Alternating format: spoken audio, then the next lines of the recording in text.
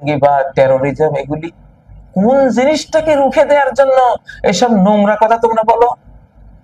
হ্যাঁ, গাট্টি গোট্টা লইয়া আমরা তাবলিগে গেলে তোমরা আরো টিকিট নিজের পকেটের পয়সা দিয়ে দিয়ে দিবা। যেই বলবো যে হ্যাঁ ইসলামী সাম্রাজ্য, যে এই সাম্রাজ্য ভেঙ্গে তোমরা 57 দেশ করে দিয়েছো, আমাদের ইসলামিক যুক্তরাষ্ট্র ভেঙ্গে, তুরস্কের যুক্তরাষ্ট্র ভেঙ্গে তোমরা কি করেছো? 57 টুকরা করে দিয়েছো, যাতে মুসলিম জাতির মাথা উঁচু করে দাঁড়াতে না পারে। সেইটা তোমাদের উদ্দেশ্য। যেন ওই কথা বললে সে জঙ্গি, সে টেরর, এসব শয়তানি কথাবার্তা আর কতকাল, এগুলো এখন আর চলবে না, এখন হাস্যকর।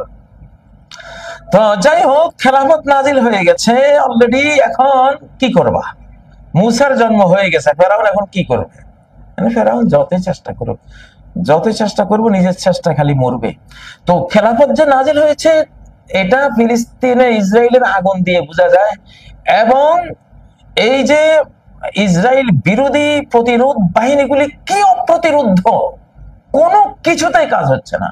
শুনেছি ইয়ামানে নাকি ইএমপি সিস্টেমের অস্ত্র ব্যবহার করা হয়েছে, কিন্তু কাজ হয়নি, কাজ হয়নি। কারণ খেলাফত এসে গেছে। খেলাফত হলো জেমার, জেমার যাই করবা জ্যামিং এর শিকার হবে, কাজ হবে না। খেলাফত দূর করতে পারবে না।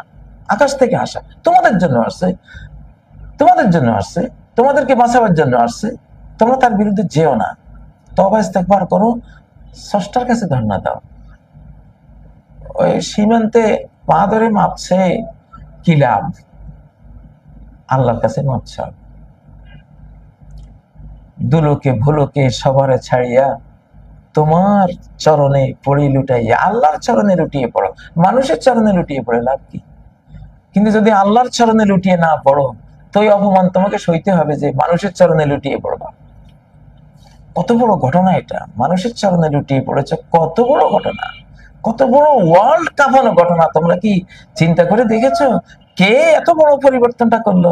আকাশের মালিক। এটা বাংলাদেশের কোনো ক্ষমতা নাই, পাকিস্তানের কোনো কিছু নাই ক্ষমতা, এটা আকাশ থেকে।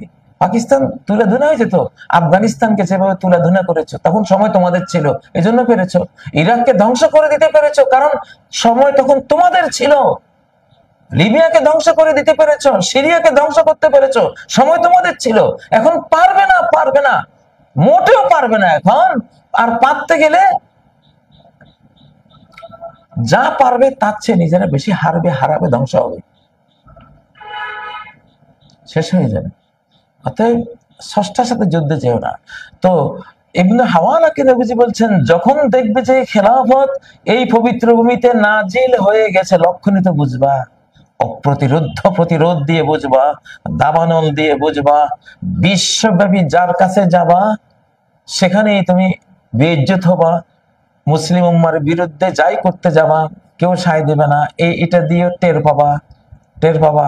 সারা পৃথিবীব্যাপী ফিলিস্তিনের পক্ষে ফ্রি ফ্রি ফিলিস্তিন, ফ্রি ফ্রি, হ্যাঁ ফিলিস্তিন, প্যালেস্টাইনের জন্য এই যে সারা পৃথিবীর মানব জাতি মাঠে নেমেছে। তোমাদের খ্রিস্টান বিশ্বই তো সবচেয়ে বেশি, ইহুদি জাতির অন্যান্য ন্যায়পরায়ণ সদস্যরা এবং বিভিন্ন জাতির সদস্যরা, কোটি কোটি ছাত্র সমাজ তারা মাঠে নেমেছে।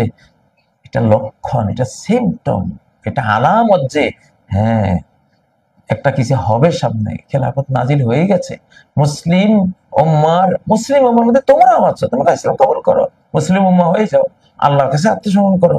মানুষের কাছে তো নয়, তোমার স্রষ্টার কাছে তুমি আত্মসমর্পণ করে মুসলিম উম্মার অন্তর্ভুক্ত হও। গোটা পৃথিবী তোমার এখন সৌভাগ্যের চাঁদ এখন মুসলিমদের কপালে, যারাই মুসলিম হবে। মুসলিম বলতে আমি তুমি না, আমি বা আমার ভাইরা না, ওইটা মানে গোটা বিশ্বের যারাই ইসলাম এখন কবুল করবে, তার মুক্তির সূর্য আকাশে, সৌভাগ্যের চাঁদ তার আকাশে।